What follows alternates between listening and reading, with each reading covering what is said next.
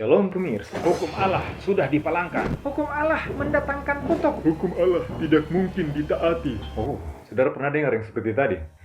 Saya sering dengar kalimat ini. Warga negara yang baik adalah warga negara yang taat hukum.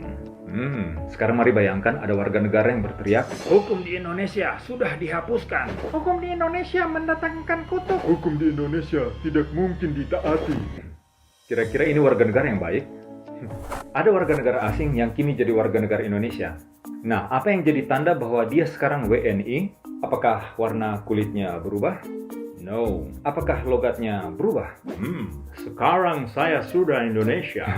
No. Jadi apa tandanya? Ada beberapa syarat, tapi yang paling mencolok adalah dia harus mengakui dasar negara Pancasila dan UUD 1945. Nah jelas, sebelum dia jadi warga negara Indonesia, dia tidak akui hukum Indonesia. Namun sesudah jadi warga negara Indonesia, sudah seharusnya dia menaati hukum Indonesia. Oke, sekarang apa tanda kita sebagai orang Kristen, warga kerajaan Allah? Ada orang muda yang tanya ini langsung ke Raja Sorganya sendiri. Dan apa jawab Yesus? Turutilah segala perintah Allah. Perintah yang mana? Tuhan Yesus jawab lagi, jangan membunuh, jangan berzinah, jangan mencuri, jangan mengucapkan saksi dusta, hormatilah ayahmu dan ibumu. Wow, ini jelas adalah 10 hukum Allah. So, sebelum jadi warga kerajaan Allah, kita memang tidak taat hukum Allah. Tapi ketika sudah jadi warga kerajaan Allah, ya sudah seharusnya dong kita jadi warga yang taat hukum Allah. Ada persamaan menarik di sini. Kalau negara Indonesia, dasar negaranya Pancasila, 5 sila. Kalau dasar kerajaan Allah, 10 hukum. Mau bukti? Saudara lihat, ini tabut perjanjian. Di atasnya ada mercy seat atau tahta kasih karunia yang dijaga oleh 2 kerub dengan sikap yang penuh hormat. Benar saudara, ini adalah lambang tahta Allah. Tahta yang kemuliaannya begitu dahsyat ketika disaksikan oleh Nabi Yeskiel. Rumah akan kokoh kalau didirikan di atas batu. Dan saudara lihat apa yang ada di bawah tahta tersebut? Yes, 2 loh batu yang berisi 10 hukum Allah. Sangat jelas, 10 hukum Allah adalah dasar pemerintahan kerajaan Allah. Pondasi yang kokoh yang tidak mungkin goyah. Saudara, Pancasila yang dibuat manusia saja dibilang sakti sebagai dasar negara. Apalagi ini 10 hukum yang dibuat Tuhan semesta alam. Lanjut, semua surat-surat Paulus itu ditujukan kepada jemaat, alias warga kerajaan Allah. Nah, sebelum mereka jadi Kristen dan sesudah mereka jadi Kristen, ada perbedaan perilaku yang sangat mencolok. Apa yang bikin berbeda? Yes, 10 hukum Allah. Sebelum Kristen, mereka hidup dalam dosa alias pelanggaran hukum. Tapi sesudah jadi Kristen, mereka jadi warga kerajaan Allah yang taat hukum. Mari lihat buktinya. 1 Korintus pasal 6. Ini ciri-ciri orang yang bukan Kristen, yang tidak akan mendapat bagian dalam kerajaan Allah. Penyembah berhala, orang cabul, pencuri, orang kikir, pemabuk, pemfitnah. Saudara lihat, ini semua adalah pelanggaran 10 hukum Allah. Penyembah berhala, langgar hukum pertama sampai ke-4. Orang cabul, langgar hukum ke-7.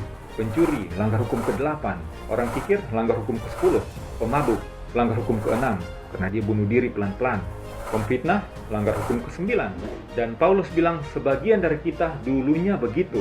Tapi setelah menerima Kristus, kita disucikan dan diubahkan. Haleluya. Jadi jelas, mereka yang ngaku-ngaku Kristen tapi melanggar 10 hukum, Yohanes bilang dia itu pendusta. Dan di dalamnya tidak ada kebenaran. Makanya Paulus ada kasih nasihat. Kalau sudah jadi Kristen, jangan kembali rusak. Kita harus benar-benar menanggalkan manusia lama. Yang tukang gosip apalagi dusta. Yang mencuri, Jangan mencuri lagi. yang tukang maki, Stop maki-maki. yang tukang emosi. Stop. Tapi bagaimana dengan ayat yang bilang hukum sudah dipalangkan di kayu salib? Kata kuncinya yaitu salib. Pertama, coba baca baik-baik itu Kolose 2 ayat 14. Yang dipakukan di kayu salib itu surat hutang. Sama kalau kita ngutang di toko, aturan tokonya kan jelas. Yang ngutang harus bayar. Nah, pas kita lunasi hutang, yang dihapuskan kan surat hutangnya, bukan aturan tokonya. Kalau aturan toko yang dihapus, wah, dijamin langsung bangkrut bro. Ketika Yesus menebus kita dari dosa, kita bebas dari hukuman. Tapi hukum Allah itu tetap ada. Harus. Yang kedua, ada hukum upacara yang jadi lambang pengorbanan Kristus. Nah, ketika Yesus sudah mati, tujuan upacara itu pun sudah tercapai. Otomatis hukum itu juga berakhir. Terus bagaimana dengan hukum mendatangkan kutuk? Saudara, memang hanya ada 2 pilihan, berkat atau kutuk. Yang ikut perintah Tuhan dapat berkat, yang langgar ya dapat kutuk. Supaya tidak dapat kutuk, simple, ikut Kristus dan jangan berbuat dosa lagi. Terus apakah hukum tidak bisa ditaati? Apa masuk akal? Tuhan memerintahkan sesuatu yang mustahil dilakukan? Tidak mungkin. Memang dalam hidup pergumulan selalu ada. Tapi janji Tuhan dalam Filipi 4 ayat 13 dan Yudas 1 ayat 24, di dalam Kristus kita akan dimampukan dan memperoleh kemenangan. Amin. Saudara, 10 hukum Allah adalah karakter Allah yang sempurna. Paulus bilang, hukum Taurat adalah kudus, benar, dan baik. Tuhan Yesus kekal dan tidak berubah. Demikian juga hukumnya atau karakternya, kekal dan tidak berubah. Bayangkan kalau ada yang merubah atau hapus Pancasila, kira-kira negara cuma tinggal diam. Itu, hukum manusia fana saja kuat, apalagi ini hukum Tuhan semesta alam yang kekal. Nah, yang jadi masalah adalah, ada yang menganggap diri punya jasa kalau turut hukum. Mereka merasa kalau sudah turut hukum, mereka punya hak atas keselamatan. Waduh, di hadapan hukum tidak ada yang layak. Di hadapan hukum, semua manusia bersalah. Kita diselamatkan murni karena kasih karunia Allah. Dan hanya di dalam Kristus, kita boleh dibenarkan di hadapan hukum. Jadi kita menuruti hukum itu sebagai bukti penebusan, bukan sebagai syarat penebusan. Saudara, status kita sebagai orang Kristen bukan dilihat dari kemampuan atau talenta kita, tapi itu dilihat dari penurutan kita.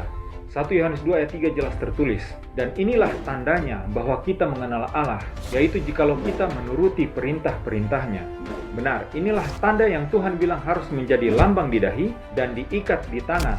Lambang di dahi, benar. Ketika Tuhan mengadakan perjanjian baru dengan umatnya, 10 hukumnya, karakternya, ia taruh di dalam hati mereka. Itulah sebabnya, setiap orang Kristen sudah seharusnya memiliki tabiat Kristus atau karakter Kristus. Mari saudara, kita menjadi pengikut Kristus yang sejati. Ia yang telah memberikan hukumnya, ia juga yang telah menjanjikan kekuatan untuk menaatinya. Kalau masih ada hukum Allah yang kita langgar, mari akui itu di hadapannya, karena ia sendiri telah berjanji akan mengampuni dan memberikan kita kemenangan. Tuhan Yesus memberkati kita semua. Amin.